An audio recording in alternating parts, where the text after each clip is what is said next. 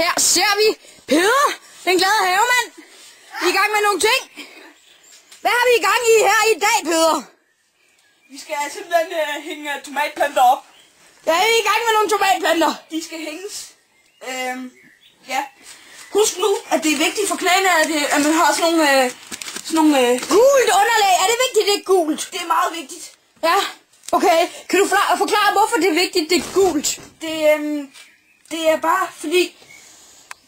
det er svært at forklare. Det er virkelig svært at forklare. Jeg kan se, at du har måske nogle psykiske problemer med det. Ja. Gule måske. De sagde det nede i Silvan, så ja, det må jeg gå ud fra, ikke? Hvor sagde de det, siger du? I Silvan. Okay. Ikke? I Silvan. Som I kan se, så har jeg været i gang her og her. Okay. Og derhen. Er det vigtigt, det jord, du har puttet i? Er det noget specielt jord? Ja, nede for... Hvor er det fra, Peder, den glade havemand? Det er jo så også fra Silvan. Så også fra Silvan. Tomatplanterne, det er så et art, der hedder tomatbøf. Tomatbøf? Lige frem. Det står fandme på stregkoden, ikke? Nå. Det her, det er cherrytomat. Det er cherrytomat?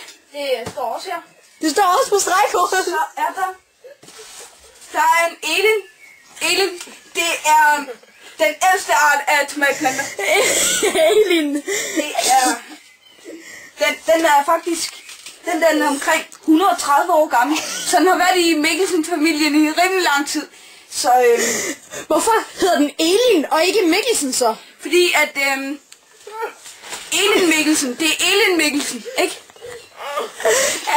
Elin Mikkelsen. Ja. Som ham, som ligger derhen og ømmer sig, det er... Ej, det gider vi ikke tale om. Hvem er det, siger du? Lasse Mikkelsen, hans oldemor, det er Elin. Ja, tilbage til Peder, den glade havemand. Ja. Husk en gang om ugen at give dem vand ned i det lille hul her. Hvorfor er det vigtigt, det lige er hullet? Fordi det er en selvvandingskasse, og der er vand hernede. Og så tager planten selv vand op igennem den her træpind her. Ja. Det er meget vigtigt. Peder, jeg tror, vi stiller op fra dig. Desværre kan vi gøre mere. Vi vender glædeligt tilbage en anden gang. Ja. Her, vi vender tilbage til Ulla Terkelsen. Her er det Ulla Terkelsen igen.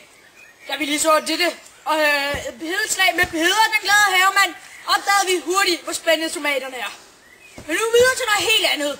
Vi skal til Birgitte. Sporten.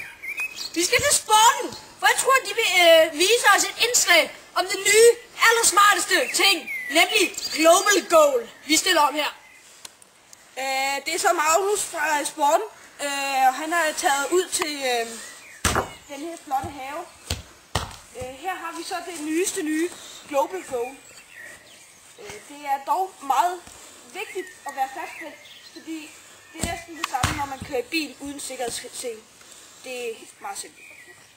Ja, man kaster den hen på og kan skyde og ja, løbe lidt rundt. Slå hen til Ulla Terkelsen.